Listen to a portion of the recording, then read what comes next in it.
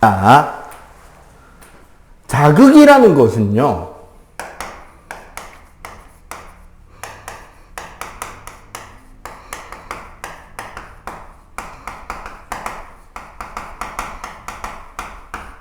우리 몸 밖에서 일어난 어떤 현상이 우리 몸 안의 어떤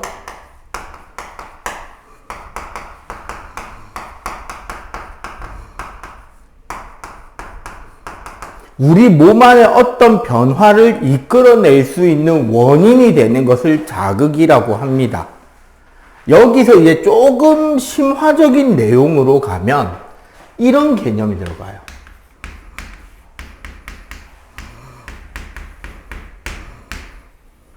적합 자극. 무슨 소리냐? 우리 봐봐. 감각기관을 배웠죠.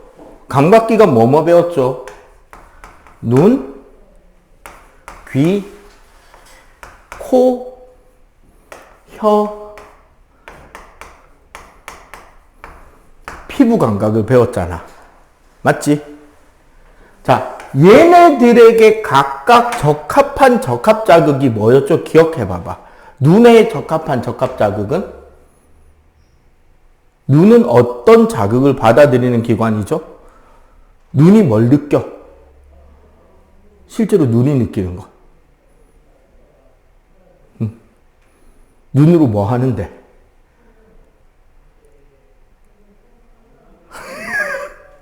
빛을 느끼잖아요. 맞지?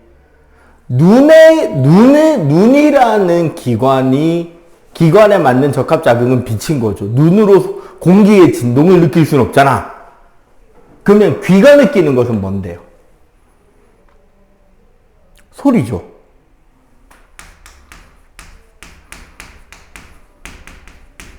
즉,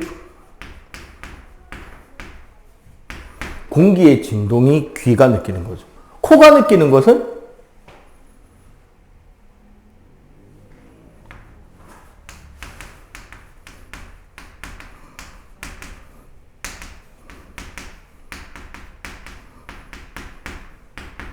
기체 상태로 된 화학물질들을 코가 느끼고, 그럼 혀가 느끼는 것은 우리가 요거를 뭐라 그래? 냄새라 그러죠. 혀가 느끼는 거는 그러면 뭐라고 해야 되는데 좀 과학적으로 표현하면 액체 상태의 화학물질이죠. 이거를 뭐라 그러죠? 맛이라 그러죠. 피부가 느끼는 것은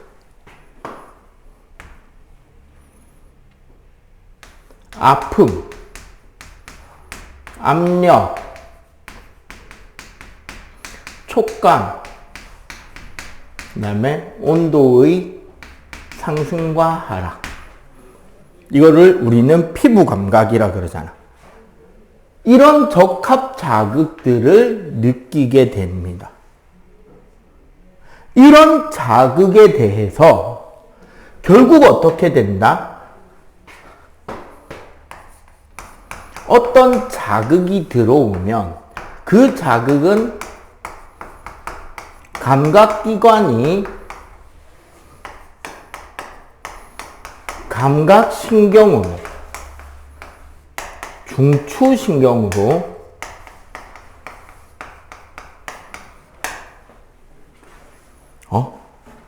중추신경에서는 운동신경으로, 그러고 나면 어떻게? 우리 운동기관, 반응기관으로 가는 거죠.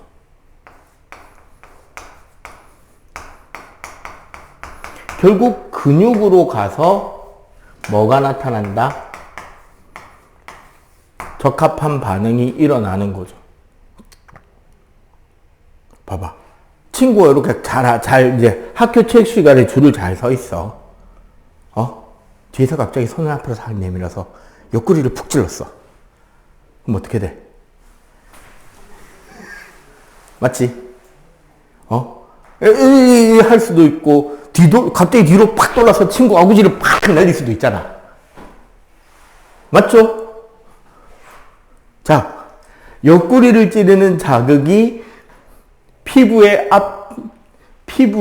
압력을 느껴서 감각신경, 중추신경 와서 뒤에 녀석이 감히 나를 간지럽혔다. 저 삐리리 이 녀석이 운동신경 스텝을 뒤로 허리를 뒤로 틀면서 투 스텝을 밟고 팔을 휘두른다. 운동기가 근육이 움직인다. 반응 벅.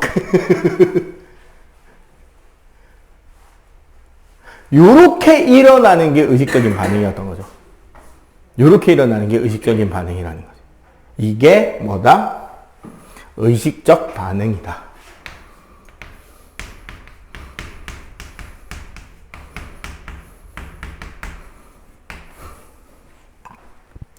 자, 여기에 핵심, 바로 이 의식적 반응은 중추신경 중에서도 바로 뭐가 중심에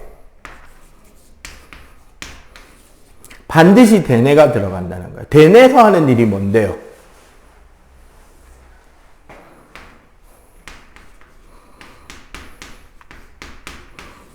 대뇌의 판단이 들어간다는 거지. 이런 거야. 자, 잠깐만. 자, 이 날라오는 게 뭔지 눈으로 보고 쑥으려 피할지 손으로 받을지를 결정하고 움직였으나 시간이 너무 오래 걸렸죠. 날라오는 게 너무 빨랐고. 그래서 바로 이 의식적인 반응은 대뇌의 판단이라는 시간이 필요하잖아. 대뇌의 판단이라는 시간이 필요하다라는 것이 핵심인 거죠. 근데 진짜 위험한 상황이면 이 판단 기다렸다가 무슨 문제가 생겨? 다칠 수 있죠. 이거 기다리다가 더 심하게 다칠 수 있잖아. 아까 그래서 문제에 몇 개가 추가로 내면 안 되는 문제가 딸려간 게 있어. 시험 문제. 그 무릎 반사 이런 것들이 오늘 원래 배웠어야 되는 건데 내가 아까 문제 고를 때 좀 더 내서 그래. 뒤에 것들은 그건 빼고 채점할게요. 자, 그러면 의식적인 반응 말고 무조건 반사라는 걸 배우도록 하겠습니다.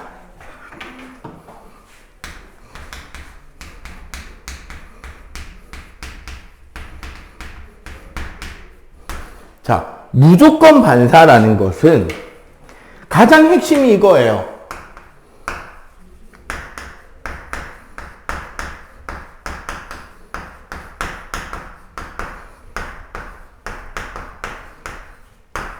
우리 몸의 대뇌의 개입 이전에 저절로 그 변화, 반응이 일어나는 것을 무조건 반사라고 합니다.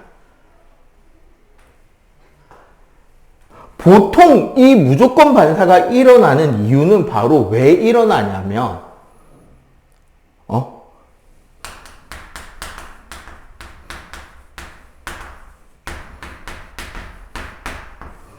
우리 몸을 보호하기 위한 작동이 많아요. 그렇기 때문에 얘네들은 어떤 특징이 있느냐?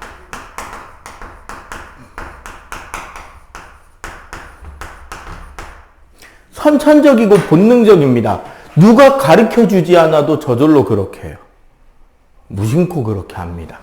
오히려 후천적 학습으로 그렇게 하지 말라고 배우면서 그런 행동을 자제하게 되는 케이스가 많아요. 근데 진짜 그런 상황이 되잖아? 나도 모르게 그러고 있습니다. 뭐냐? 끓히거나 상처 났으면 여러분들 어릴 때 잘 생각해봐. 자기도 모르게 거기 침 바르고 있죠. 손가락 같은 거 어디 찌거나 그러면 손가락 입에 넣고 입에 침부터 묻히고 입에 물고 있잖아.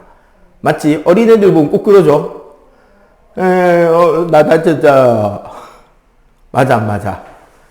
여러분들 생각해봐. 그랬던 것 같죠? 더럽게 입에 물지 말라고 그러기 전까지는 꼭 그러고 다녔지.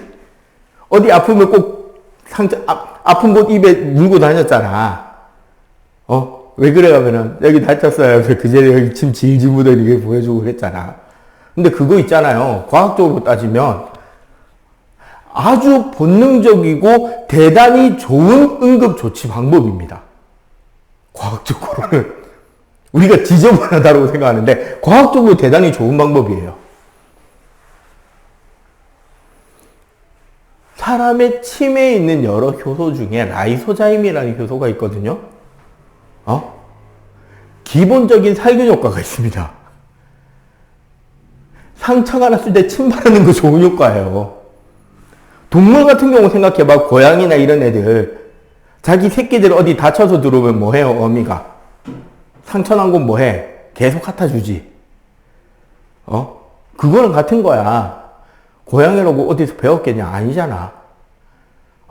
여러분들 어릴 때 그 상처 나면 입에 물고 빨아요 라고 배웠어요? 아니잖아요.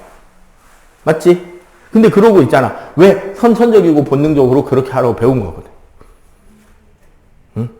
그러면 무조건 반사는 결국 뭐다? 자극, 감각기관,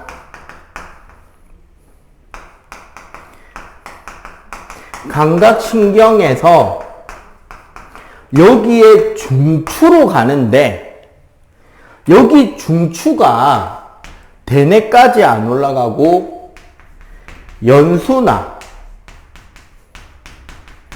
중간뇌나 척수에서 바로 운동신경으로 넘어간다.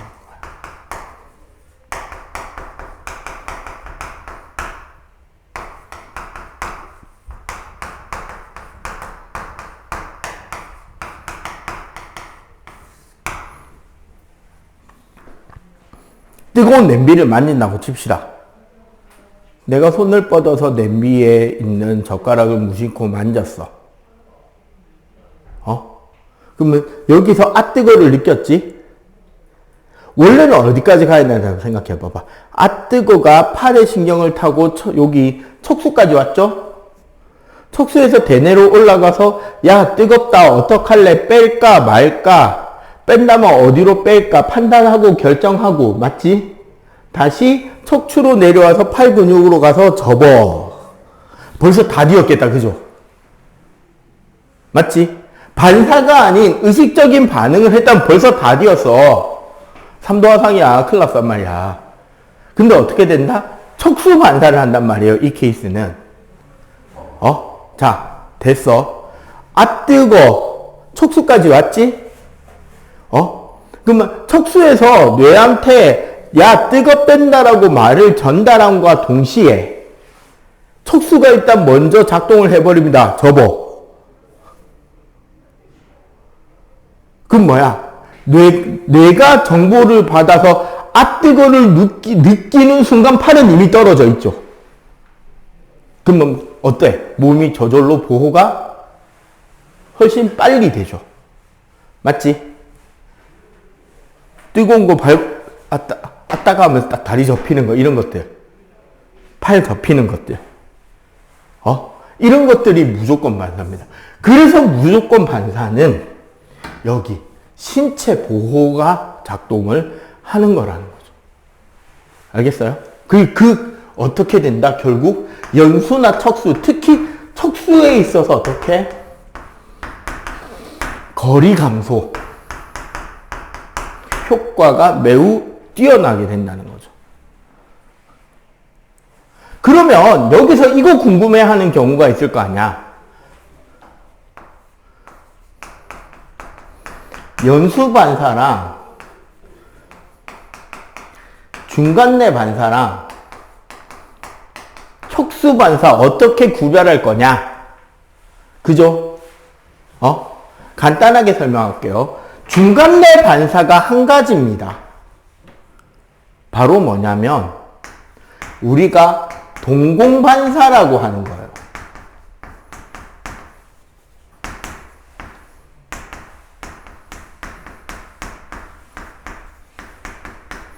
홍채에 대한 축소 이완 검사를 하는 겁니다. 그 메디컬 관련 드라마 있죠. 메디컬 영화나 메디컬 드라마, 뭐 응급실 관련되는 영화나 드라마 같은 것들 보면 응급 환자가 병원에 실려오죠. 그러면 주인공이나 주인공 동료들 중에 응급실에 있던 의사가 뛰쳐나가지? 뛰쳐나간 의사가 환자를 보자마자 구급대원에게 막 뭐라고 물어보면서 제일 먼저 뭐부터 하던가? 제일 먼저 뭐 했죠? 드라마 보면 어떤 장면이 나와요? 환자 눈을 까디비고 후레쉬부터 갖다 들이대죠. 왜 그럴까? 이거 보는 거예요. 동공반사. 왜 동공반사를 볼까? 왜 동공반사를 보느냐는 거는 우리가 지난주에 배운 개념을 이해하면 돼. 잘 봐봐. 대뇌가 우리 머리 위에 있었죠? 뒤통수 쪽에 소뇌가 있었지? 대뇌 소뇌 안쪽으로 깊숙한데 여기 요렇게 뭐가 있었다? 간뇌가 있었죠. 맞지? 간뇌 아래쪽에 여기에 뭐가 있었다? 중간뇌가 있었고 중간뇌 아래쪽에 연수가 있고 연수에서 밑으로 척수가 내려가잖아. 맞지? 대략 요런 배치란 말이에요. 여기서 봐봐.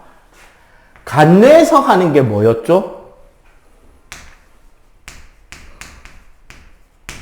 호르몬을 중심으로 하는 항상성이죠. 맞지? 연수에서 하는 게 뭐죠? 연수에서 주로 컨트롤하는 거.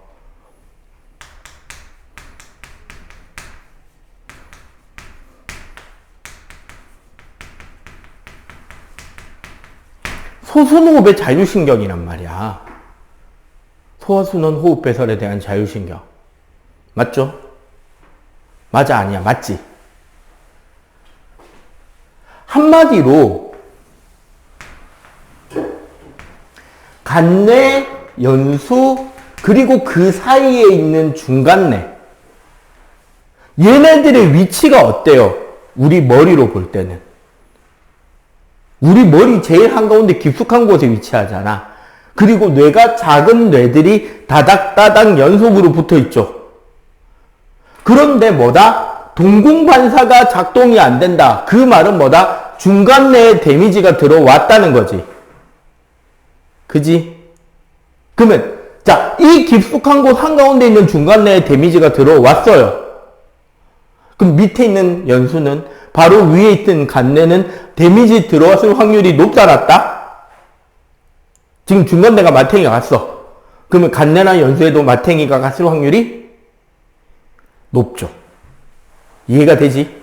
근데 문제는 뭐다? 간뇌와 연수는 생명 유지와 관련이 있는 거잖아. 여기를 그래서 뇌간 혹은 뇌줄기라고 불러요. 쉽게 말해서 간뇌 연수가 살아있으면 자기 스스로 판단하고 기억하고 움직이지는 못하지만 살아있을 수는 있어요. 응? 이걸 우리는 식물인간이라고 하죠.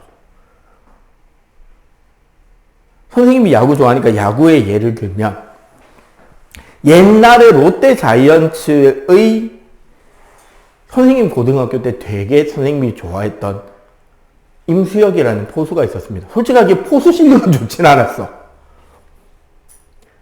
포수로서의 실력은 좋지 않았다고. 근데 그 선수를 롯데 팬들이 참 좋아했던 게 뭐냐면 한 방이 있었어. 경기가 한 6회, 7회, 8회 넘어갈 쯤에 엎치락 뒤치락 하는 과정에서 이 선수를 대타로 넣어주면 뭔가 한 방 때려줄 것 같은 기대감이 있는 선수. 아, 좋잖아, 그러면은. 맞지? 한두 점 지는데 주자가 2명 쌀어. 이사야. 근데 이 선수 들어가면 왠지 홈런 치고 뒤집어질 것 같아. 근데 잘 쳐. 타율이 높진 않은데 이상하게 승부처에 꼭 집어넣으면 쳐. 인기가 있을 수밖에 없잖아. 삼진 아니면 홈런이야. 느낌 좋잖아, 이런 선수. 근데 경기 중에 이루에서 갑자기 쓰러졌어요. 원래가 심장 쪽이 약간 안 좋으셨던 그런 게 있었나 봐. 근데 옛날에는 경기장에 앰뷸런스가 대기하거나 의사가 대기하거나 그런 거 몰랐단 말이야. 그래서 그냥 뭐 날씨가 더운 낮 경기였으니까 일사병 왔나 보다 하고 인공호흡을 해야 된다, 뭐 심장 마사지를 해야 된다, 그런 거 몰랐으니까 그대로 쓰러지고 거의 한 10여 년, 20년 가까이 식물인간으로 계시다가 돌아가셨어요. 그동안 롯데 팬들은 그래서 해마다 한 해씩 일종의 바자회 비슷한 거 고깃집 빌려가지고 막 팬들이 거기 가서 고기 그날 매상 올려주면 그 매상으로 기부하고 막 롯데 선수들은 그날 이제 막 모여가지고 그 사진은 고깃집 사장님도 롯데 선수 출신이었거든. 고깃집 사장님도 이제 그날은 자기 이제 재료값만 받고 선수들한테 장수하고 다 빌려주고 그럼 선수들 와서 자기 야구용품에 사인하고 자기 야구용품 경매 붙이고 막 고기 시키고 술 시키면 롯데 선수들이 고기 들고 와서 식탁에 음식 깔아주고 막 그런 행사를 했단 말이야. 돕기 행사로. 근데 식물인간이란 뭐다? 대뇌가 작동이 제대로 안 돼서 스스로 기억하고 움직이지 못하지만 살아있는 부분은 괜찮았다는 거지. 근데 동공반사가 안 일어난다? 무슨 소리다? 여기가 맛이 간 거죠. 그럼 그 사람은 자기 혼자 숨쉬고 호흡하고 소화하고가 된다 안 된다? 안 될 확률이 크다는 거지. 그런 사람들은 우리가 뇌사라 그래요. 식물인간하고 다르죠. 그럼 그 사람은 중환자실에서 생명유지장치, 인공심폐장치를 언제나 연결할 준비를 해놓고 산소 마스크를 씌워놔야지만 생명을 연장해 갈 수 있는 상태인 거죠. 단계가 다르지. 그거 확인하는 반사가 중간뇌 반사예요. 알겠지? 얘만 중간뇌사입니다. 다른 건 없어요, 중간뇌는. 그러면 연수와 척수 반사는 뭐냐? 자, 연수 반사에 나오는 게 침, 눈물, 토, 재채기, 땀. 요런 게 연수에서 일어나는 반사고요. 척수 반사는 무릎 반사하고 우리 뜨거운 거 같은 거 닿였을 때 회피 반사, 이런 것들이 척수 반사입니다. 그 다음에 어린 아이의 배변 배뇨,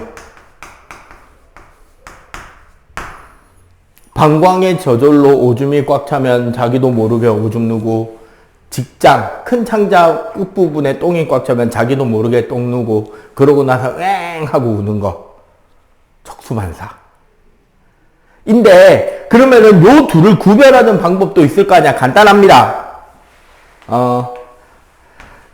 땀 빼고요. 땀을 빼고 나머지를 기준으로 했을 때 최종적으로 반응이 일어나는 장소가 목 위면 연수반사, 목 아래면 척수반사예요. 토 어디로 해? 자, 위에서 출발해서 음식이 올라오지만 최종적으로 일어나는 장소는 입에서 웩이잖아. 그럼 목 위에서 웩 했죠? 그게 연수반사야. 눈물, 눈에 먼지가 들어가서 눈물이 났다. 눈 여기 있죠. 재채기 여기서 하지. 맞지? 그러니까 목 위에서 일어나는 건 연수반사, 목 아래에서 일어나는 거는 척수반사입니다. 알겠죠? 자, 일단 요거까지만 정리. 요거 정리 끝나면, 요거 정리 끝나면 무조건 조건반사라는 것도 간단하게 이야기를 하고 다음 내용 전달해 갈게요.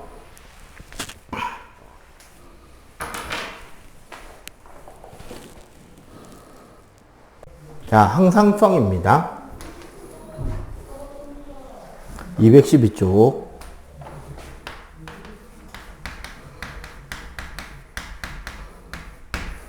자, 일단 항상성이란 뜻부터 배우고 갈게요.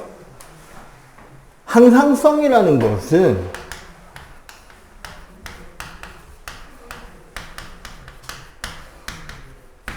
우리 몸 상태, 특히 뭐에 대해서냐면, 체온하고요.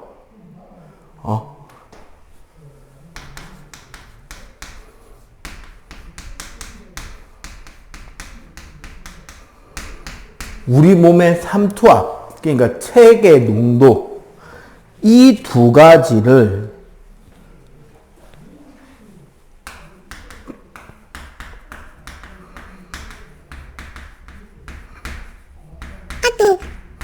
일정하게 유지하려는 것을 항상성이라고 합니다.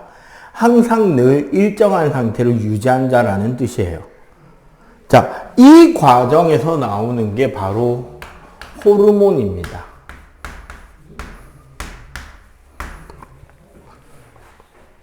자, 호르몬이라는 것은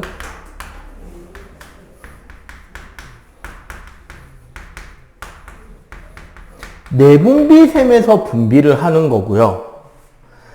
자, 그리고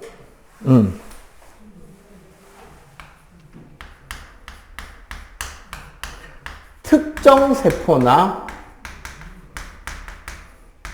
혹은 표적 기관에 작용을 합니다. 즉, 내분비샘에서 특정 세포로 바로 뭐냐면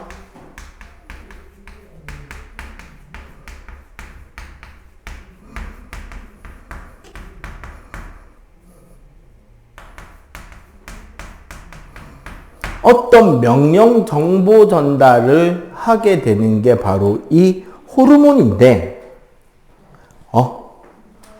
자, 그러면, 자, 두 가지 개념을 좀 구별해서 공부를 좀 해두면 좋을 것 같아요. 자, 첫 번째 구별. 바로 뭐냐면, 내분비샘과 외분비샘입니다.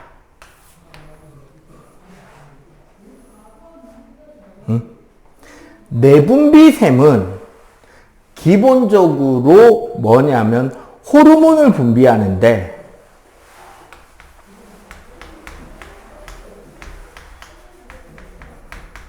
우리 몸의 혈액에다가 분비를 해요. 그 물질을. 외분비샘은 우리 몸 밖으로 분비를 합니다. 그렇기 때문에 내분비샘은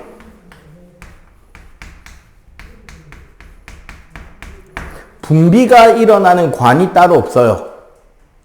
그냥 내분비샘을 옆을 지나가는 모세혈관에다가 그냥 바로바로 물질을 흘려보내면 된단 말이야. 근데 외분비샘은 우리 몸 밖으로 분비를 해야 되기 때문에 뭐가 존재한다? 반드시 분비관이 별도로 존재한다는 거야. 내분비샘에서 나오는 것들이 일반적으로 이제 우리가 말하는 호르몬이라면, 외분비샘에서 나오는 게 바로 뭐냐면 땀, 침, 소화액, 이런 것들이 이제 외분비샘이에요. 쌤, 소화액은 우리 몸 안에 분비되는 거 아니에요? 라는 표정인데, 그지? 전에도 이야기했지만 우리 소화관 있잖아요. 굳이 좀 노골적으로 이야기를 하면 입에서부터 시작해서 항문까지 이르는 그 관 있잖아요. 우리가 먹은 음식물이 지나가는 그 통로. 그 통로 안은 몸 밖입니다. 전에 배설, 배출 이야기할 때 한번 이야기해 줬어요. 요런 형태로.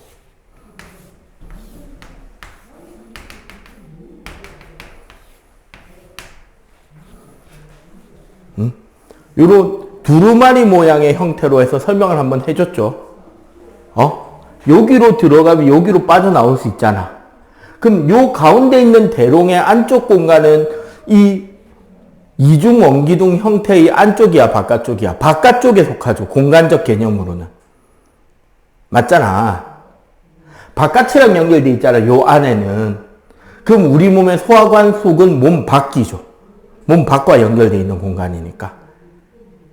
구별이 되지? 자, 두 번째 구별 포인트.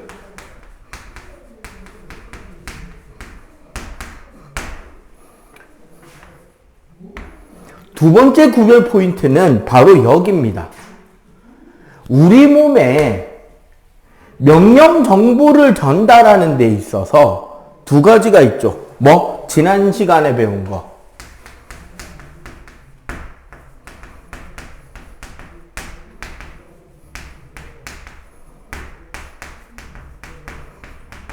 신경으로 정보 전달하잖아. 명령 전달하잖아요.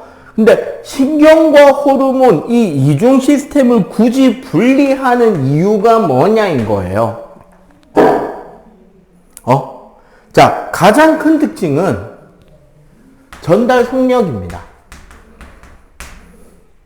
신경 전달이 아무래도 빨라요.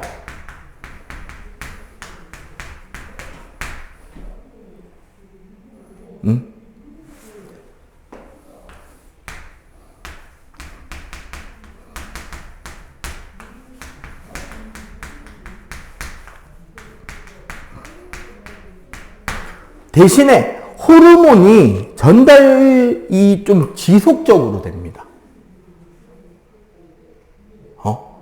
그 결과 신경은 그 전달 범위가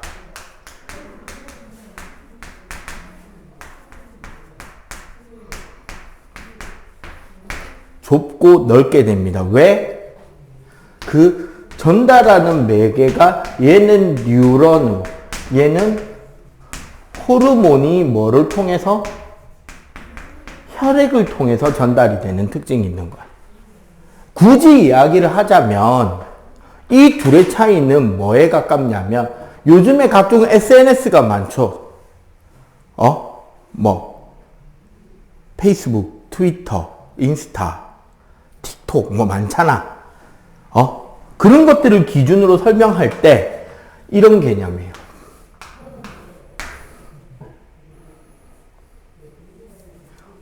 신경 전달은 DM입니다. DM, 다이렉트 메시지. 내가 얘한테 카카오톡이나 DM으로 메시지 전달을 하는 거예요. 막 욕하고 싶어. 야, 이 삐리리야. 야, 이 개아들아. 욕독지를 받았어. 화나지? 즉각 화가 나잖아. 그래, 지웠어. 끝! 지속성 있어, 없어? 없지. 다른 사람이 메시지 봤어, 못 봤어? 못 봤지. 나한테만 보고 바로 왔잖아. 그게 신경 전달이에요. 호르몬 전달은 어떤 느낌이냐면, 박제죠. 게시물에다가 집어넣어버린 거야. 저 새끼 개새끼예요. 화면에다가 딱 띄워가지고 공론화 시킨다 그러죠. 이러면 저 새끼가 왜 개새끼인지 이유 상세하게 적어서 학교면은 학교 그 교문 앞에다가 대자보 커다란 전지에다가 글자 적어가지고 사진까지 뜩 붙여놔. 아니면 온 동네에다 소문내는 거야. 매상님 오빠 누구누구 개새끼래요. 그러면 그 이야기를 내가 들을 때까지는 시간이 짧아요, 길어요? 오래 걸리죠. 대신에 그 이야기를 전교생은 다 듣고 내가 듣겠지. 그지? 내가 듣고 아니라고 버럭 화를 내가지고 친구랑 오해를 풀었어. 그래서 그 붙여놓은 거 뗐어, 없앴어. 그 뒤에도 나는 한 며칠 동안은 계속 개새끼 이야기를 듣겠지. 왜? 내가 전교생한테 다 아니라고 이야기를 안 했잖아. 지속적 광역 딜리 쩔죠. 무슨 소린지 알겠지? 그러니까 호르몬은 혈액에다가 작용세포가 그 정보를 받아서 작용이 일어나고 그 피드백으로 이제 그만 생산하라고 명령이 오기 전까지 계속 흘리는 거예요, 소문을. 그러니까 소문처럼 흘리는 거예요. 그럼 어떻게 된다? 지속적이고 넓은 범위의 효과가 나타나죠. 즉각적인 변화에는 적용하기가 좋다, 안 좋다? 즉각적으로 적용하기엔 좋지 않다. 그지? 하지만 어떻게? 길게 끌고 가기에는 괜찮죠. 천천히 일어나는 지속적인 변화에 좋은 게 호르몬. 즉각적으로 바로 바바바박 일어나야 되는 변화에는 신경 전달이 적합하게 됩니다. 아시겠죠? 자, 이런 호르몬의 특성. 자, 호르몬의 특성 213쪽 위에 한번 보겠습니다. 기본적으로, 자, 혈액 운반이 있다, 그지? 자, 바로 이 혈액 운반 때문에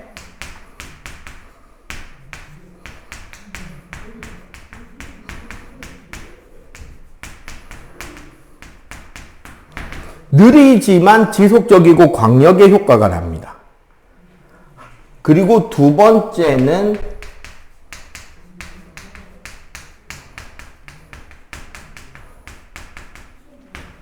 하지만 실제 작용은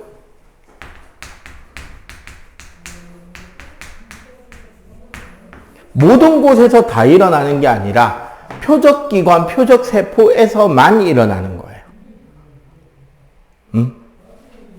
자, 세 번째. 색깔이 갑자기 바뀐다는 거는 무슨 뜻이다? 그렇죠. 중요한 거다.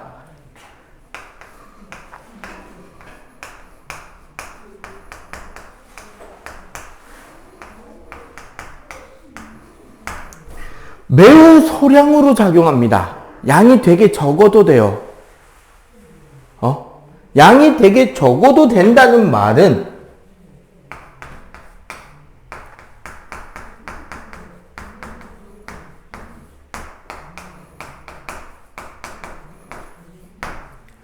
그 호르몬이 적은 양이지만 그게 제대로 안 나왔을 때 나오는 병이 바로 뭐다? 결핍증. 적은 양인데 그 양이 넘쳤을 때 나오는 병이 뭐다? 과다증입니다. 결핍증과 과다증이 나타난다라는 소리예요. 오케이? 자, 그리고 네 번째.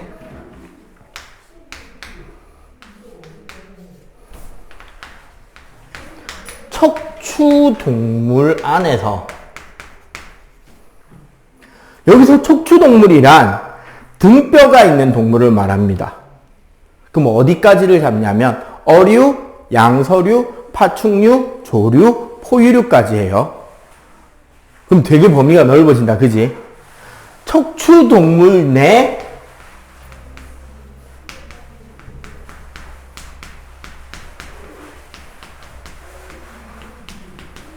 종별 특이성이 존재하지 않습니다. 이게 무슨 소리냐?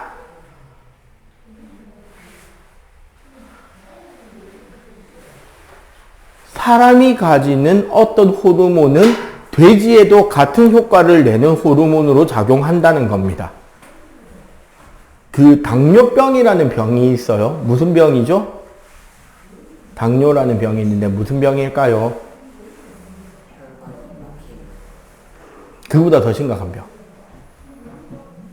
원래 우리 소화순환호흡 배설의 배설 과정에서 포도당의 경우는 100% 재흡수 되어야 된다라고 배웠잖아. 그지? 우리 몸 내에 있는 포도당 농도의 조절 기제가 제대로 작동하지 않아서 몸 안에 포도당의 농도가 너무 높으면 포도당의 100% 재흡수가 일어나지 못할 때가 있어요. 그러면 어떻게 된다? 우리 혈액 중에 포도당이 오줌으로 흘러나가는 일이 생깁니다. 이거를 당뇨라 그래요.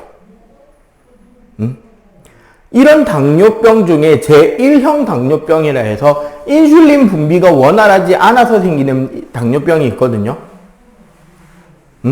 인슐린이라는 혈액 포도당 수치를 낮춰주는 호르몬이 있는데 그 호르몬이 제대로 분비되지 않아서 생기는 결핍증이 제1종 당뇨예요. 응? 그러면 그 제1종 당뇨병을 치료하려면 어떻게 하면 돼? 일정한 간격으로 그 사람한테는 인슐린 주사를 맞춰주면 되죠. 몸 안에 인슐린 농도를 맞춰주면 당뇨가 일어나지 않을 거 아니야. 그럼 인슐린은 어디서 구할 건데? 옛날엔 그래서 어디서 구했다고 들었냐면 돼지 있죠, 돼지.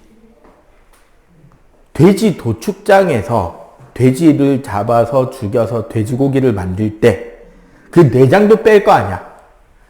그 중에 췌장이라고 불리는 이자라는 내장기관이 있습니다. 돼지의 이자를 모아서 제약회사에서는 그 돼지 이자에서 인슐린 성분을 추출해냈다라고 해요. 그 이자가 인슐린 만드는 기관이거든. 돼지 이자에서 뽑아낸 인슐린을 사람에게 주사를 맞추면 어떻게 되느냐? 둘 다 인슐린입니다. 똑같이 작용해요. 종간 특이성이 없다는 건 그거야. 만약에 생장 호르몬이 필요하다. 그러면 어떻게 하면 된다? 돼지 생장 호르몬 꺼내다가 사람한테 맞춰도 똑같이 커요. 종이 달라도 같은 척추동물 안에서는 상관없이 똑같이 작용한다는 거야. 같은 호르몬이라면. 무슨 소리인지 알겠죠? 돼지 호르몬 따로, 사람 호르몬 따로, 개구리 호르몬 따로가 아닌 거야.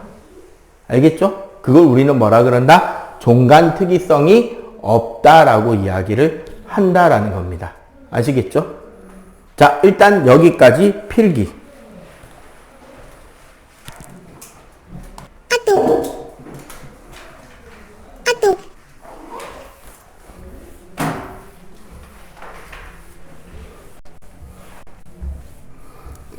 자, 그림이 나오고 있다라는 건 내가 뭐라 그랬다? 우리 몸의 각 호르몬의 내분비샘의 위치를 보고 그 위치가 어딘지 무슨 기관인지를 일단 그림에서 체크를 해야 된다라는 이야기가 나오겠죠. 자, 그림 일단 이야기를 봅시다. 자, 제일 첫 번째. 자,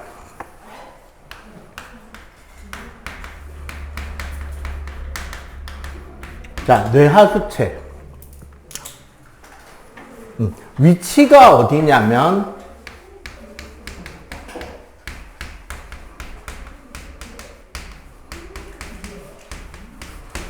간뇌의 시상하부에 위치합니다. 그러니까 간뇌라는 곳에 시상이라는 곳 아래쪽 부분에 매달려 있고요. 저기 그림에 보다시피 전엽과 후엽의 두 장으로 갈라져 있습니다. 여기 우리 중등 과정은 그냥 뇌하수체로 묶어서 그냥 쭉 이야기를 하고, 실제로 고등과정 수능 생원 레벨이 되면 뇌하수체 전엽 호르몬과 뇌하수체 후엽 호르몬, 전엽이계 후엽이계까지 구별해서 외우게 시킬 거예요. 그럼 지금은 그냥 우리는 여기가 뇌하수체 호르몬이다라고 생각하면 되겠죠. 자, 어떤 호르몬들이 들어가나 봅시다. 뇌하수체에서 나오는 거.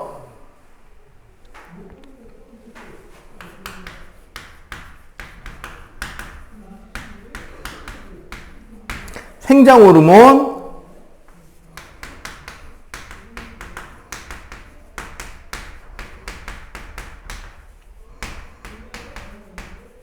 갑상샘 자극 호르몬,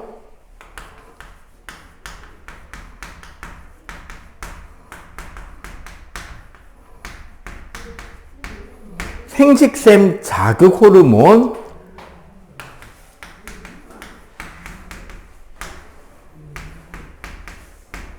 항인용 호르몬. 자, 여기 봅시다. 자, 각각의 역할들을 한번 봅시다. 요 역할들을 우리가 잘 이해를 하잖아. 그러면 요 다음 바닥에 과다증, 결핍증을 예측할 수 있게 됩니다. 자, 생장 호르몬. 우리 생장이라는 건 뭐를 뜻하는 거죠? 육체적으로 자라는 걸 생장이라 그러잖아. 그러면 생장 호르몬은 우리가 잘 자라도록 하는 호르몬이겠다. 그지? 맞죠?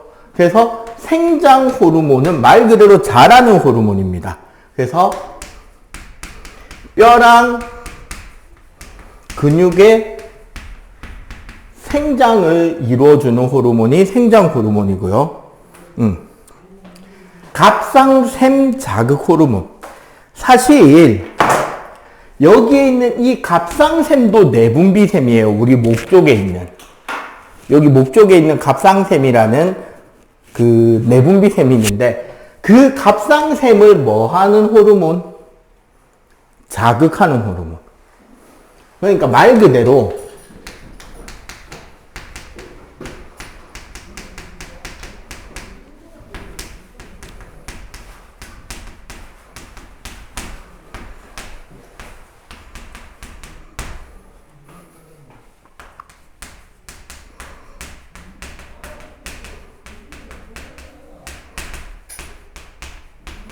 갑상샘이라는 곳에서 티록신이라고 하는 우리 몸의 호흡량을 늘리고 에너지 발생량을 늘리고 체온을 올려주는 호르몬이 있거든요.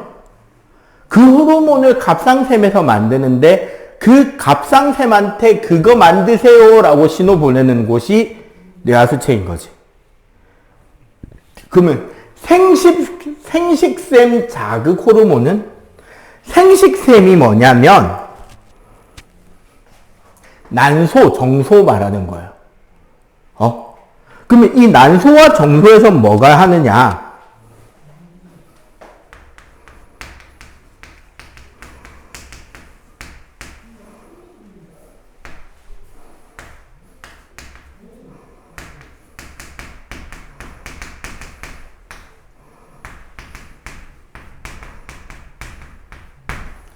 생식샘을 자극하면 여기서 뭐가 나오냐면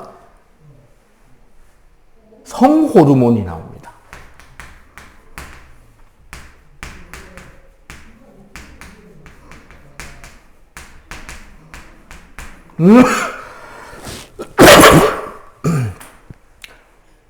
지금 이제 여러분들 나이쯤에 이제 열심히 분비가 되고 있을 만한 호르몬이 생식샘 자극 호르몬이겠죠. 항이뇨 호르몬은, 자, 항이라는 말은 저항하다 할 때 그 항이야. 막다. 이뇨는 뭐죠? 오줌 누는 걸 이뇨라 그래요. 그러면 항이뇨 호르몬은 어떤 기능을, 어떤 작동이 일어나게 하는 호르몬일까? 항이뇨 호르몬. 글자 그대로 해석하면 뭐가 돼? 오줌 누는 것을 방해하는 호르몬이잖아. 그럼 어떻게 하면 오줌 누는 걸 방해할 수 있는데? 배운 거예요. 오줌 누는 거 방해하는 방법.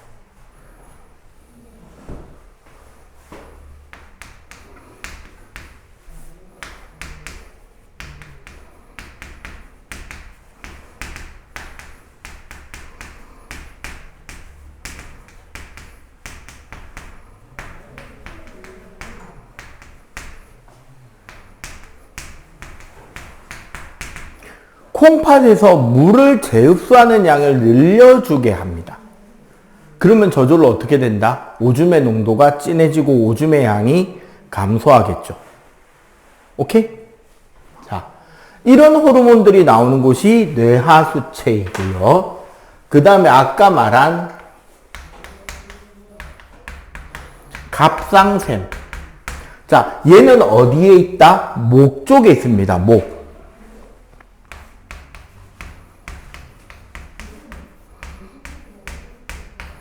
갑상샘에서는 티록신이라는 호르몬이 나오는데, 티록신에서 하는 거는 세포호흡을 촉진해서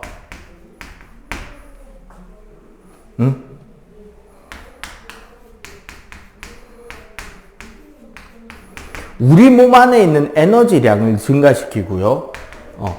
체온도 올려주게 됩니다. 자, 그리고 쭉 내려가 보면 콩팥 위에 부신이라고 하는 내분비샘이 있어요. 어디 위에 있다? 콩팥 위에 모자처럼 씌워져 있는 부신이라는 곳이 있는데, 이 부신이라는 곳에 있는 호르몬이 아드레날린이라는 호르몬이고요.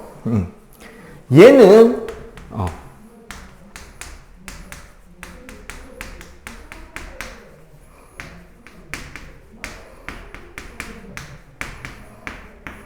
심장박동과 호흡량을 증가시키고 혈당도 증가시킵니다. 그러니까 쉽게 말하면 자율신경계가 흥분이 될 때 같이 분비되는 호르몬이에요.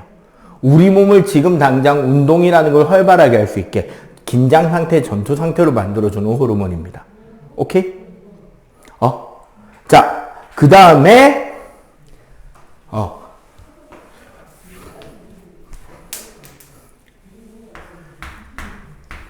자, 이자는 우리 소화할 때 되게 중요한 기관이었죠. 왜 중요했어? 이자가 중요했던 이유.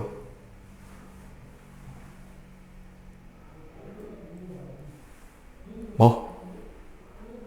소화할 때 이자가 중요했던 이유. 탄단지를 소화시킬 수 있는 소화효소가 모두 다 이자에게 포함되어 있었죠. 플러스 내분비 기관이기도 하다는 거지. 즉, 이자라는 건 뭐다?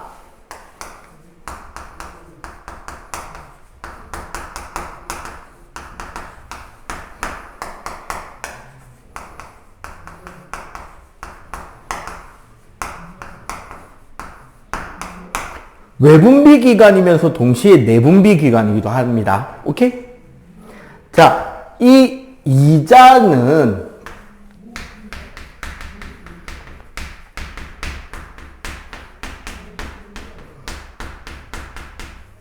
인슐린과 글루카곤이라는 호르몬 두 가지가 나오는데, 요건 나중에 길항작용이라 그래서 내가 따로 설명을 해 드릴 거예요. 자, 인슐린의 역할은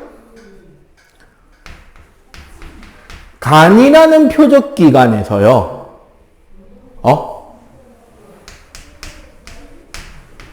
포도당을 글리코젠으로 바꿔서 저장하게 합니다. 그 결과 혈당 수치를 낮춰줄 수 있는 호르몬이 인슐린이에요. 그럼 글루카곤은 뭐냐? 똑같이 간에 작용을 하는데 얘는 글리코젠을 포도당으로 바꿔줍니다. 그래서 혈당이 올라가요. 두 개 기능이 어때? 딱 보니까 서로 정반대죠. 서로 딱 정반대쪽의 기능을 하지. 그게 좀 이따가 설명할 길항이라는 작용입니다. 오케이. 좀 이따 설명할 거고요. 그리고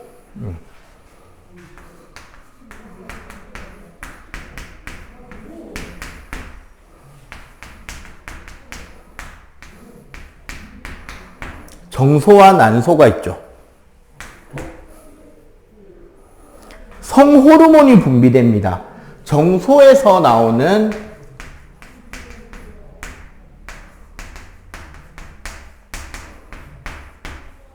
테스토스테론, 난소에서 나오는 에스트로겐은 둘 다 뭐냐면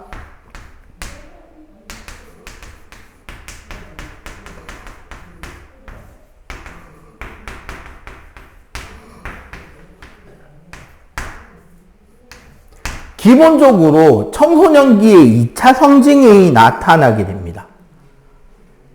남성의 2차 성징은 뭐다? 수염이 나기 시작하고요. 생장이 촉진되는 과정에서 근육이 좀 더 잘 붙게 됩니다. 성대가 커져서 변성기가 오고 점점 남성의 몸으로 바뀌어가는 과정이. 여성의 2차 성징은 이제 여성으로서의 몸의 형태, 굴곡이 만들어지고 몸에 지방이 쌓여가고 한 달에 한 번씩 월경을 겪게 되죠. 이제 난소에서 난자가 배란이 되기 시작하면서 그런 변화가 생겨나기 시작한다는 거죠. 이런 변화를 일으키는 게 성호르몬. 얘네들이 바로 성호르몬입니다. 얘네들 분비시키도록 하는 게 요거죠. 생식샘 자극 호르몬. 알겠어요? 요런 호르몬들이 있고요. 그래서 우리 몸에 각 신체 부위에 어디에 그 내분비샘들이 위치하는지 그림을 잘 보고 외워두셔야 한다는 겁니다. 일단 요거 필기 하고 잠깐 쉬었다 계속 이어갈게요. 자, 호르몬과 관련되는 질병을 우리가 이해하려면 이걸 봐야 됩니다.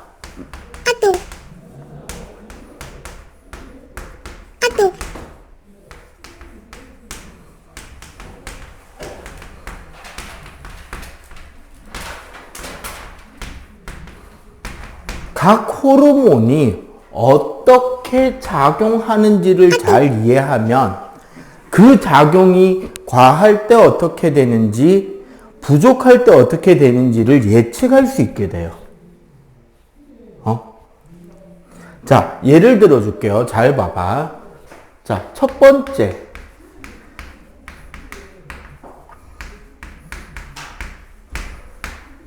생장 호르몬.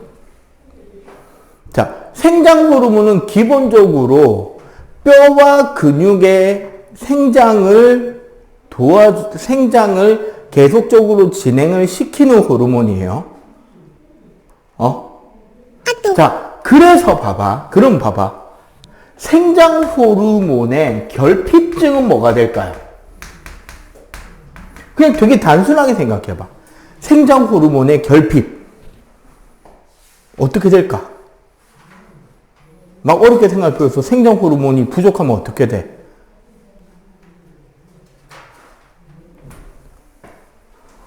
우리 중등이잖아. 막 복잡한 메커니즘까지 이해를 안 시킬 거란 말이야. 되게 단순하게 생각해봐. 생장 호르몬이 안 나왔다. 부족하다. 어떻게 될까?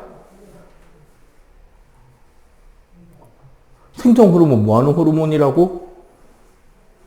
뼈가 커지고 근육이 커지는 호르몬이잖아. 근데 얘가 안 나왔다? 그럼 어떻게 된다? 소인증이에요.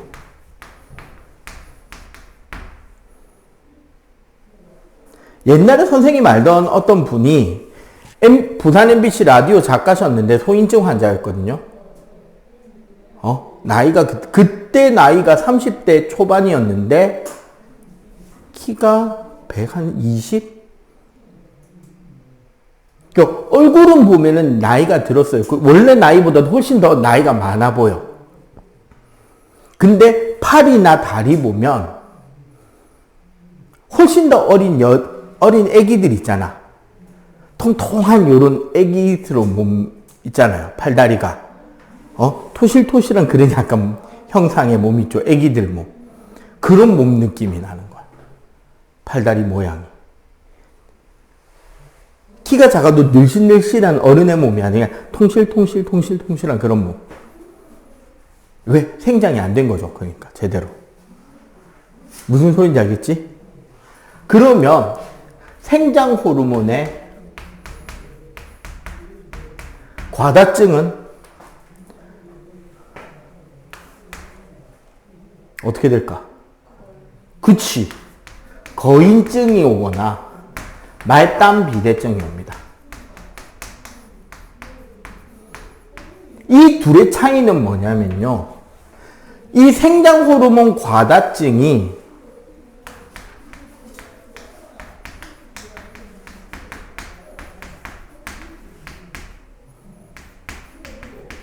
생장판이 닫히기 전에 와버리면 거인증으로 가요.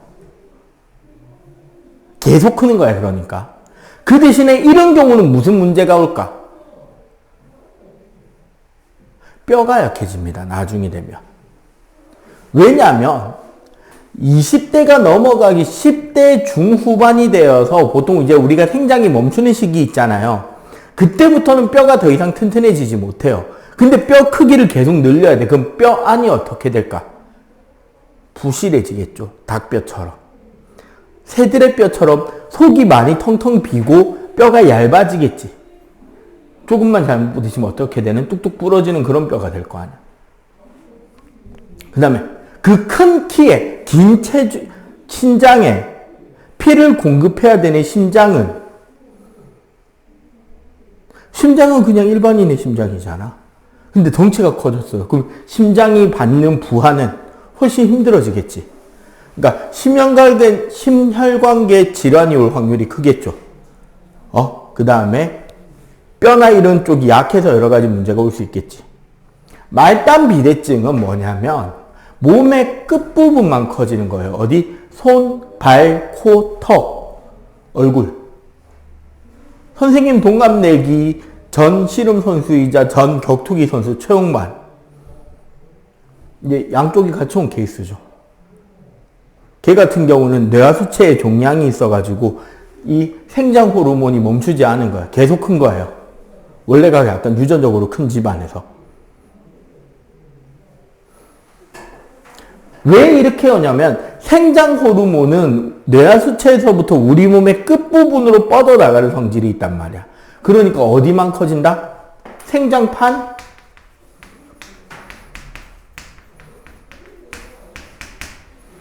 생장판이 다쳤을 때 말단 비대증이 오는 거지. 뼈는 더 자라지 못하는데 호르몬은 계속 분비되는 거니까 손, 발, 턱, 코 이런 것만 커지는 거야. 튀어나온 부분만.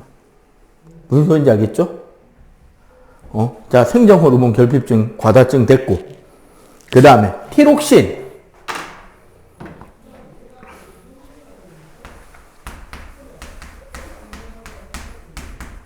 자, 티록신은 아까 뭐 하는 호르몬이랬다? 호흡을 늘리는 호르몬이랬잖아요. 그러면 호흡이 늘어나게 되면 어떻게 되느냐?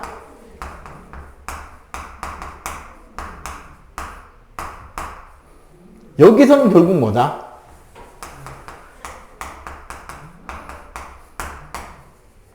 영양소를 소비하는 양이 늘겠죠. 우리 몸에서.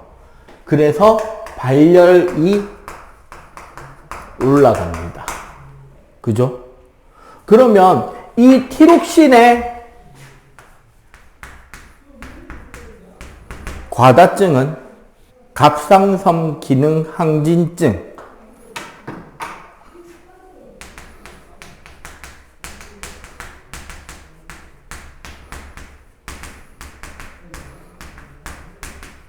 갑상샘의 기능이 너무 활발해져가지고 티록신이 너무 과다하게 분비한 질병이야.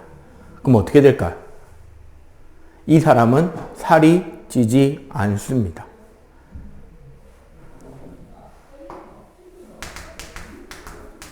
체중 감소와 안구 돌출이 일어나요.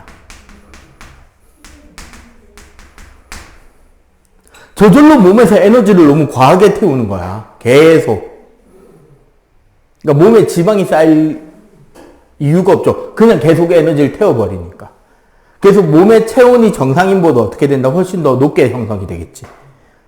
그러다 보니까 몸 안에 혈압이나 이런 게 높아져서 안구가 눈이 약간 앞으로 툭 튀어나와요. 그럼 몸은 삐쩍 말라. 체온도 정상인보다 높아.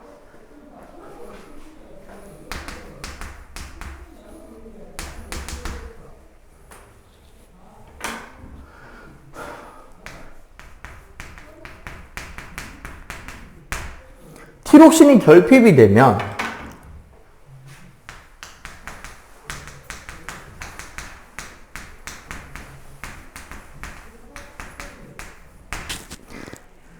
갑상샘 기능 저하증이 옵니다. 그러면 얘 반대가 되겠죠, 일단. 체중 증가, 체온하락. 그리고 뭐가 오냐면 발달장애가 와요. 애가 약간 맹해. 왜냐하면 우리 몸에서 머리에서 생각을 하거나 뭔가 활동을 하거나 신체 장기가 발달하고 생장하는데 ATP라는 에너지를 써야 되거든요. 근데 이 ATP를 생산하는 게 호흡이야. 그러면 갑상선 기능이 떨어지면 우리 몸에서 뭔가 할 때 사용해야 되는 ATP라는 에너지를 생산을 다 못한단 말이야.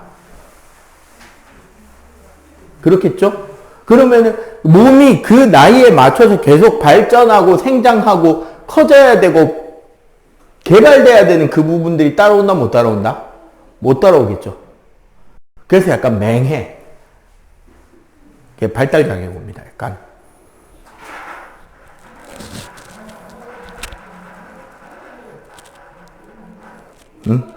신체적 발육 부진이 온다고 돼 있죠.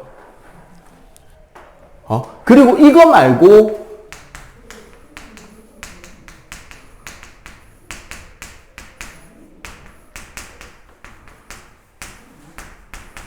뒤에 가서 배울 건데 갑상샘종이라는 병도 옵니다.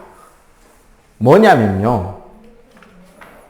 사진이 있는데 216쪽 밑에 한번 봐보세요. 저게 어디인 것 같아?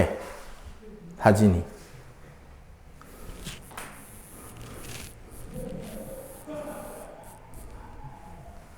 여기에요. 여기 아까 갑상샘이 있다 그랬지? 이렇게 부어오른 거야, 지금. 왜 그렇게 되는지 좀 이따 가서 설명해 줄게요. 다시 앞으로 돌아가겠습니다. 그 다음에,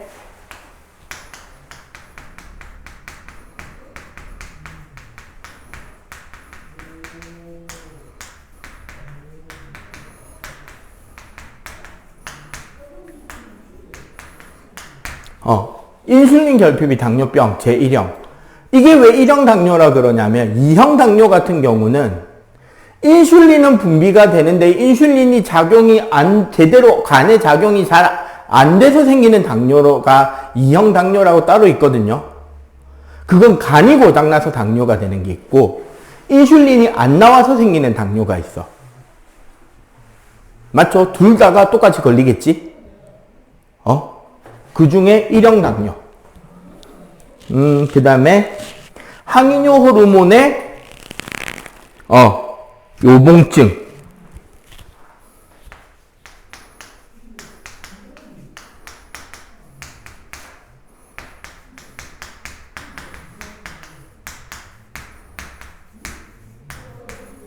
오줌이 너무 과하게 나오는, 되게 묽은 오줌이, 물만 마시면 묽은 오줌이 과하게 나오는 그런 증상이 요봉증입니다. 오케이? 자, 요거 맞아. 여기까지 일단 맞아 정리. 자, 본격적인 내용을 들어가기 전에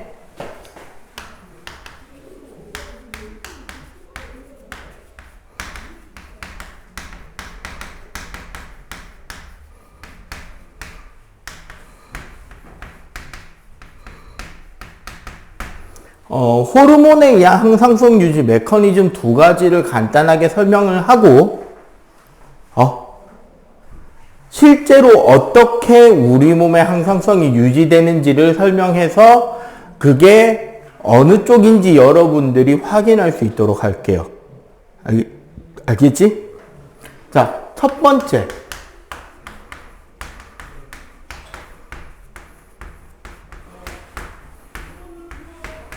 음성 피드백. 피드백이라는 말은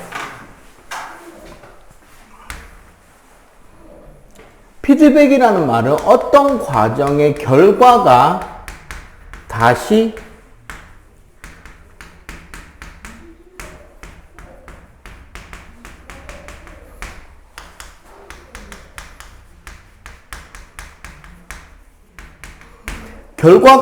원인으로 돌아가서 반복 순환이 일어나는 것을 피드백이라 그러는데, 그 과정에서 음성이라는 것은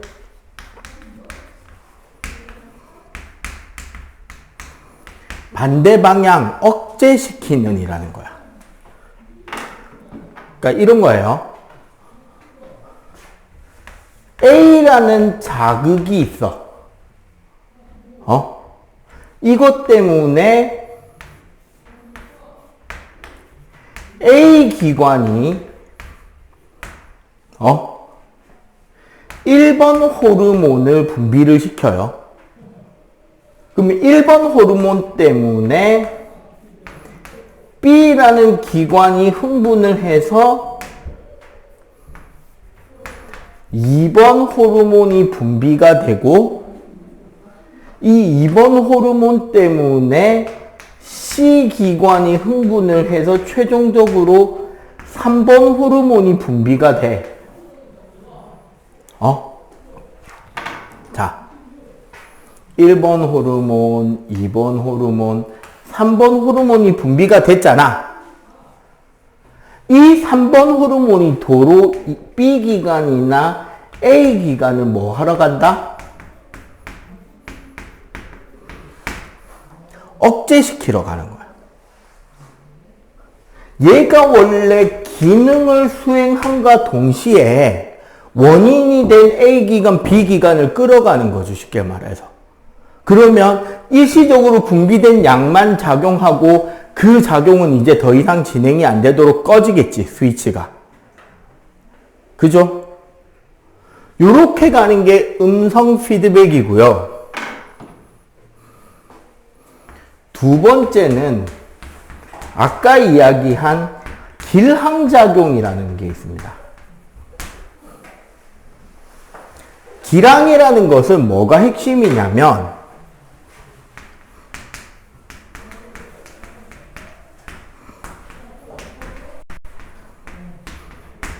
완전히 반대의 작용을 하는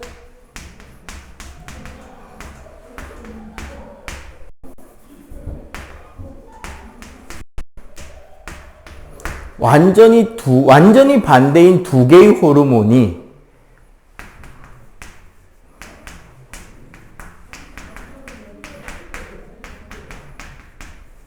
서로 번갈아 가면서 작용이 나타나요. 그 결과 균형을 맞춰 가게 되는 것을 우리는 길항작용이라고 합니다. 아까 인슐린하고 글루카곤이 서로 완전히 반대의 작용이었죠. 걔네들이 길항이에요. 그래서 얘네들은 나중에 그림을 그리면 어떻게 되냐면, 나비 모양으로 팔자로 이렇게 꼬여. 좀 이따가 음성 피드백하고 길항작용에 대한 내용 설명을 우리 몸에서 체온 조절이 이쪽으로 일어나고요. 체온 조절이 요걸로 일어나고 우리 몸의 혈당 있죠. 혈액 내 포도당 양 조절. 혈당 조절이 이쪽에서 일어나거든요. 그 각각을 설명해 줄 테니까 일단 요 두 개만 필기하고 잠깐 쉬었다가 9시에 시작합시다. 일단 체온 관련해서 자, 체온 조절, 항상성 유지의 체온 조절부터 하나씩 볼게요.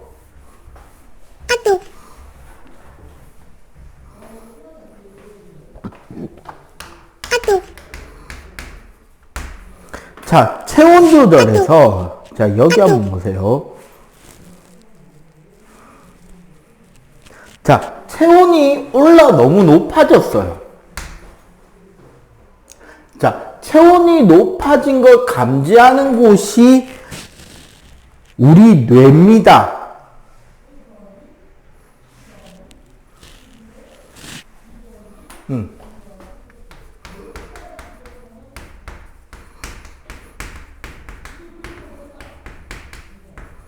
관내의 시상하부에서 이 체온이 너무 높아진 걸 감지를 해요.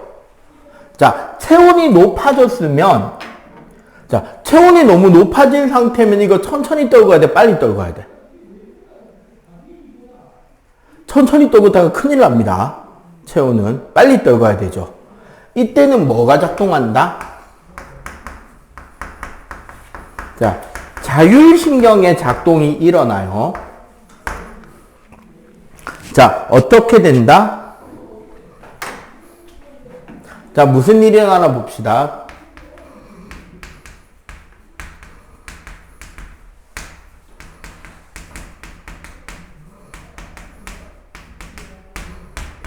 우리 피부 근처를 이루는 혈관이 확장이 되고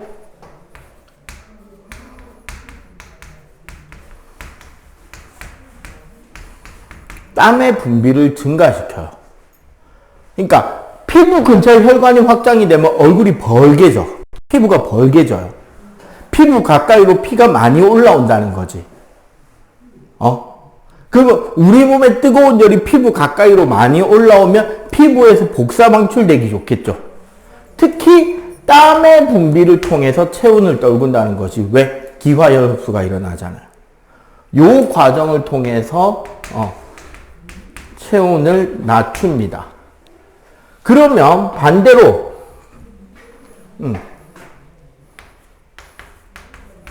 체온이 너무 낮아질 경우,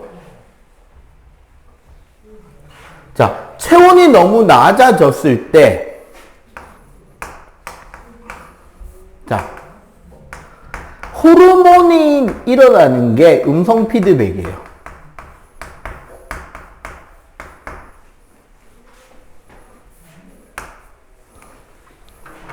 자, 아까 했던 거, 기관 했던 거 이제 작용을 넣을게요.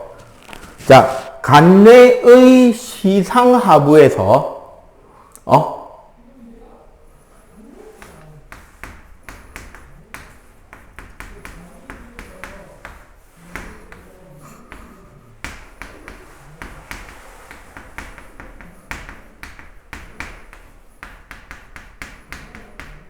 뇌하수체 자극 호르몬을 쏴요. 그럼 누가 자극을 받을까?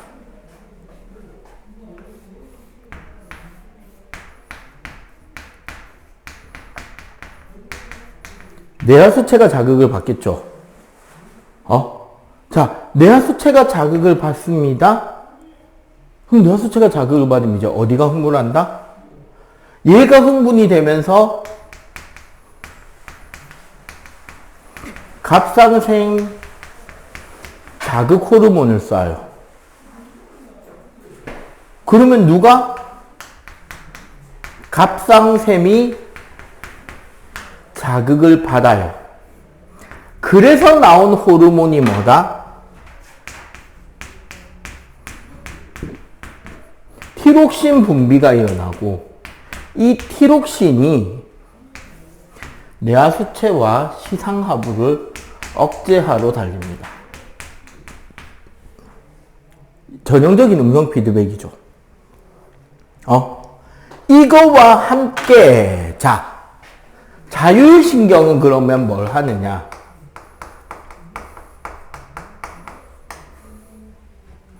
자, 첫 번째.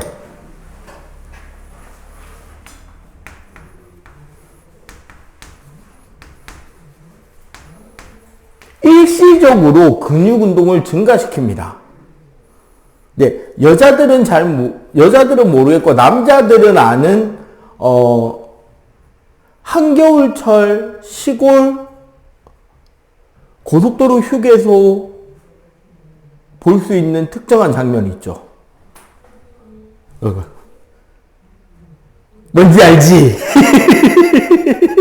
얼굴 표정 보면 확실해요. 추운 데서 소변을 보고 나면 몸에 있는 뜨거운 열이 소변으로 빠져나가 버렸잖아. 그럼 순식간에 체온이 뚝 떨어져 버리거든요. 일시적으로. 그러면 급하게 몸에 열을 내야 되잖아. 그럼 어떻게 해버린다? 자기도 모르게 사람은 몸에 있는 근육 운동을 시킵니다.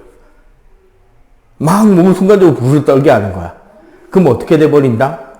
근육 운동으로 체온이 올라와요. 짧은 순간에. 이걸로 체온 증가시킵니다. 그리고 아까 위에서 했던 거를 똑같이 반대로 하는 거지. 어디? 피부 근처의 혈관을 축소시킵니다. 즉 피부가 어떻게 된다? 추운 데 있으면 하얘지죠. 왜냐하면 피부 가까이로 피가 많이 안 올라오게 막는 거야. 그러면은 피가 우리 몸속 깊은 곳 위주로 돌게 되니까 열이 뺏기는 걸 막을 수 있죠. 대신에 그렇게 추운 데 있으면 손발을 만져보면 어때? 차가울 수밖에 없겠지. 이해가 되죠? 얘는 열 방출을 억제시킵니다. 그리고 말 그대로 세포의 호흡을 촉진합니다. 얘도 열 발생을 증가시켜서 결국은 얘도 그렇고 얘도 그렇고 궁극적으로 체온을 올려주는 효과를 내죠. 요게 뭐다? 피드백이죠. 특히 요거. 그지? 그에 비해 자, 기량작용의 예시는 뭐가 있냐면 자, 요거 봐봐. 막 열심히 운동을 했어. 운동을 하면 우리 몸에 ATP를 소비한단 말이에요. 에너지를. 그러면 어떻게 된다? 운동하면 우리 몸에 세포호흡이 일어나게 되고 그 결과 혈당 수치가 내려가. 혈액중 포도당 농도가 내려가. 너무. 그러면 뭐가 분비된다? 이자에서 뭐가 분비된다?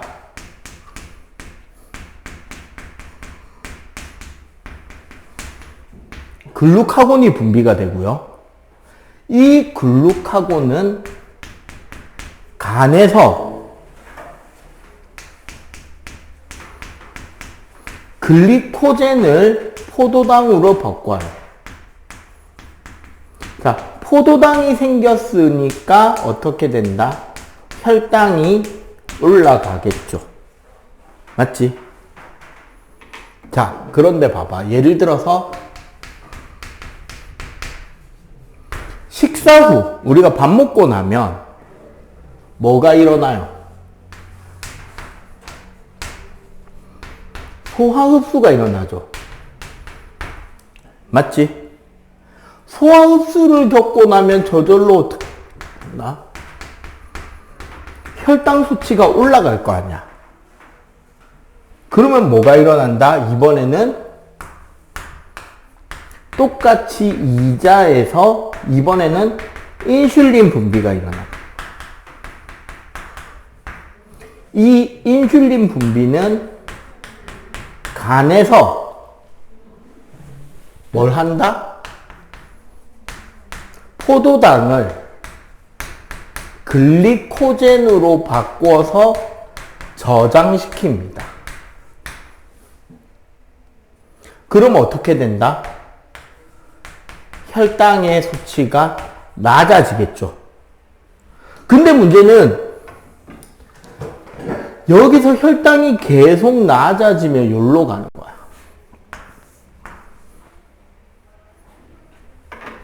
여기서 혈당이 계속 올라가면 여기로 가는 거야. 이해가 돼? 그러니까 어떻게 된다? 너무 혈당이 올라가면 내려가는 메커니즘을 타고 너무 내려가면 올라가는 메커니즘을 타는 거야. 그래서 혈당이 어느 정도 범위 안에서 일정하게 리듬을 맞춰서 유지가 되는 거죠. 너무 내려가면 올라가게 만들고 올라가면 내려가게 만들고 올라가게 내려가. 밥 먹어서 확 올라가면 뚝 떨구고 너무 낮아지면 다시 끌어올리고 내려가고 끌어올리고 내려가고 요걸 계속 반복시키는 거예요. 요게 길항입니다. 이렇게 일어나는 건 뭐라고? 길항작용이라고.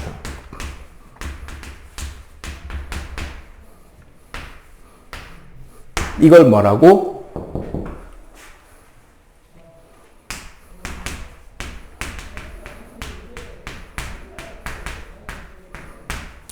중성 피드백이라고 합니다. 아시겠어요? 이 비슷한 형태로 우리 몸에서 여러 가지 작용이 일어나게 되고 217쪽 그래프 봐봐. 그래서 포도당 그래프, 인슐린 그래프와 포도당 그래프는 똑같이 생겼죠. 포도당이 분비되는 거에 맞춰서 인슐린이 분비가 되니까 포도당 농도에 맞춰서. 근데 글루카곤 그래프는 어때요? 모양이. 딱 대칭으로 위아래가 반대지. 그래서 두 가지 호르몬이 기랑이라는 뜻이고요. 자, 옆에 갑상샘 종은 왜 생기냐? 자, 여기 봐봐. 아까 갑상샘 종, 티록신 결핍증이라 그래서 갑상샘 종 이야기를 했잖아요. 뭐가 되는지를 이걸로 설명할게요. 우리 이 티록신이라는 호르몬 있잖아. 이 호르몬의 주성분은 I2, 아이오딘입니다. 이 아이오딘이라는 원소가 필요해요. 그럼 아이오딘은 어디에, 어느 음식에 많이 들어있느냐? 이 아이오딘이 많이 들어있는 음식물은 전 세계에서 3나라 정도밖에 잘 안 먹어요. 다른 나라는 잘 안 먹어. 한국, 중국, 일본에서만 잘 먹어요. 다른 나라는 거의 안 먹는 재료들입니다. 뭐냐면 해조류예요. 미역, 김, 다시마, 파래, 매생이. 이 물풀들이죠. 걔네들이 약간 색깔이 갈색이나 자주색, 남색 이런 거 띠잖아. 거기에 들어가는 원소란 말이에요. 보라색. 이게 뭐냐면 티록신을 만들려면 아이오딘이 필요해. 근데 봐봐. 아프리카 중부 초원에 사는 사람들, 이런 사람들은 소금을 어디에서 획득할까요? 천일염이 아니라 암염을 먹겠죠. 해조류 같은 거 먹을 수 있을까요? 없겠지. 그럼 어떻게 된다? 아이오딘 결핍에 걸리는 거예요. 아이오딘이 없어지면 티록신을 만드는 재료가 없는 거야. 재료가 없는데 체온이 낮아졌어요. 시상하부가 체온이 낮아진 걸 느꼈어. 야, 뇌하수체한테 시켜. 야, 뇌하수체 이래. 뇌하수체가 갑상샘을 찔러. 야, 위에서 일어난다. 그래서 갑상샘이 일하려고 딱 주위를 돌아봤어. 티록신 만들어야 되는데 재료가 없어. 이런 거야. 보리빵을 만들어야 되는데 보리가루가 없어요. 솜사탕을 만들어야 되는데 설탕이 없어. 핫도그 만들어야 되는데 소시지가 없어. 이 상황이야, 지금. 만들 수 있어, 없어? 근데 위에서 왜 자꾸 안 만드냐고 자꾸 지금 까는 거야. 난 재료가 없어서 미치겠는데. 그러니까 어떻게 된다? 계속 자극만 받으니까 염증이 생겨서 부어오르는 거예요, 여기가. 갑상샘이. 그래서 저게 아프리카 사람들한테 종종 많이 생겨요. 티록신 만들 재료가 없어서 생기는 갑상샘종. 근데 저게 부산에서, 원래 부산 기장 요쪽이 미역이 특산품이거든요. 기장미역. 보통 산모미역이라 해가지고 되게 비싸게 팔립니다. 그냥 보통 우리 마트에 파는 그 말린 미역 있잖아. 그거랑은 달라요. 종류 자체가 달라. 그러니까 동해안 쪽에서 나는 미역하고 저기 남해 쪽에서 나는 미역하고 종류가 다르거든. 여기 동해 쪽에서 나는 미역은 이제 찬 바닷물에 자라는 미역이라서 두꺼워요. 미역 자체가. 근데 여기 남해안 쪽에서 나는 미역은 이파리가 얇아. 그러니까 이쪽 남해 쪽에서 나는 미역은 뭐 해 먹기 좋냐면 오이냉국에 미역 살짝 풀어갖고 이렇게 후룩 마시는 그 용으로는 좋은데 국을 끓이면 국물이 안 진하게 나와요. 근데 이쪽은 되게 두꺼워서 진하게 국물이 나온단 말이에요. 이제 미역이 되게 유명하고 뭐 조선시대 뭐 임금님 진상품으로 썼다니까 이 미역을 가지고 뭔가 다른 상품을 만들어서 건강식품 비슷하게 뭐 팔아먹고 싶어서 이것저것을 생각하다가 미역 과자를 만들어 보려고 했던 거야. 팔리겠냐? 자, 과자를 많이 사 먹는 우리 잼민이 나이대 학생들에게 묻습니다. 미역맛 과자 먹고 싶냐? 어? 미역 맛이 나는 건빵 어때? 야, 나도 안 먹겠다, 야. 망했죠, 장사가. 공장에 재고는 잔뜩 아닌데 안 팔리는 거야. 근데, 가끔씩 TV 보다 보면, 여러분이 마시는 커피 한 잔이면 어쩌고저쩌고 이러쿵저러쿵. 이 아이가, 오늘과 내일, 이 열 몇 살밖에 안 되는 아이와 그 아이가 어렸을 때 임신해서 갖게 된 더 어린 아기가 하루 동안 깨끗한 물을 마실 수 있게 해줄 수 있습니다. 땡땡땡땡의 후원자가 되어주세요. 어쩌고저쩌고 많이 보죠? 구호물품을 보내달라는 곳에 이거를 잔뜩 보내줬어요. 근데 보내줬더니 그쪽에서 되게 좋아하는 이유가 이거야. 자, 아프리카 그런 쪽에서는 뭐를 못 먹는다? 아이오딘 섭취가 힘들죠. 그래서 저병이 되게 많이 걸려. 근데 여기서 뭐가 같다? 유통기한이 긴 건빵이 같죠? 뭐가 들어있는? 미역이 잔뜩 들어있는. 그러니까 건빵에 우유랑 물 좀 타고 으깨가지고 죽으로 끓여갖고 나눠주면은 엄청나게 많은 사람한테 먹일 수 있고 저 병도 안 걸리게 되는 거야. 구호품으로 엄청 나갔습니다. 그리고 그 와중에 후쿠시마에서 사고가 터졌죠. 한 10년 이제 다 돼가네요. 10년 넘었나? 넘었네. 원자력 발전소가 터졌죠. 원자력 발전소가 핵분열을 할 때 아이오딘이 나옵니다. 문제는 그때 나오는 아이오딘은 방사성 원소 아이오딘이라 그래가지고 방사능이 나오는 아이오딘이 나와요.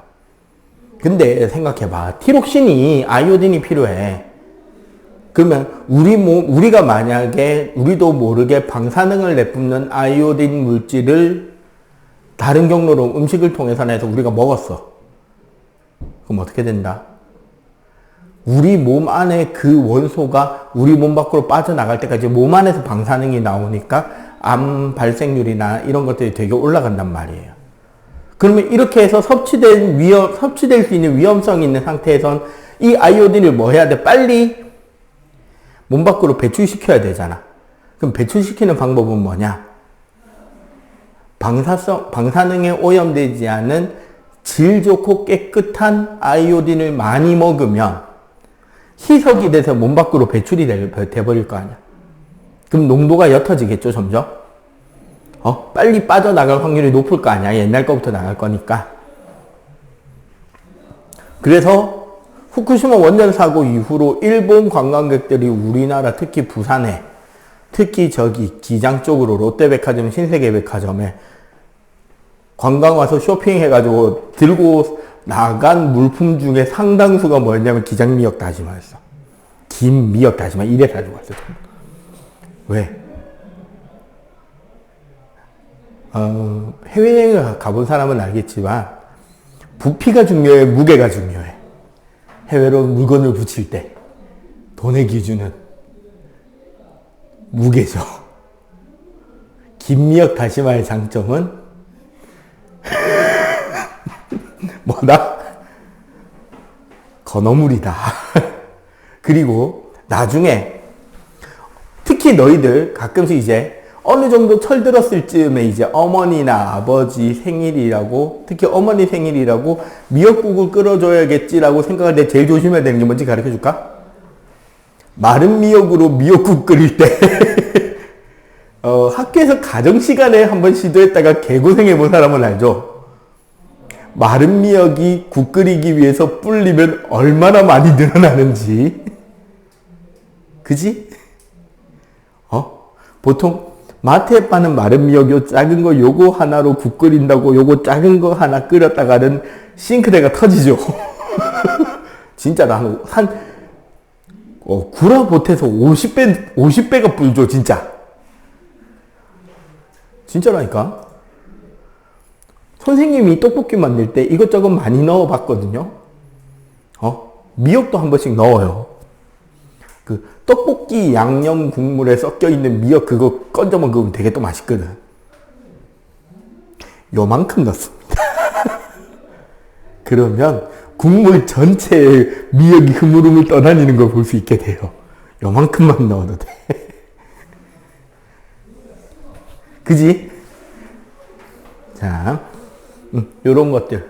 왜 저렇게 부어오르는지 알겠죠? 그럼 한마디로 저 경우는 뭐만? 아이오딘 원소만 공급해주면 티록신을 분비하기 시작하고, 티록신이 분비가 되면 이제 시사사부나 뇌하수체가 음성 피드백의 작용으로 흥분 상태를 멈추겠지. 그러면 당연히 갑상샘도 자극을 덜 받으니까 부어오른 게 싹 가라앉는단 말이죠. 이렇게 됩니다. 아시겠죠? 여기는 따로 문제가 없으니까 일단 요거 필기. 요거 필기하고 저 호르몬 한번 외워보세요. 좀 이따가 질문하겠습니다.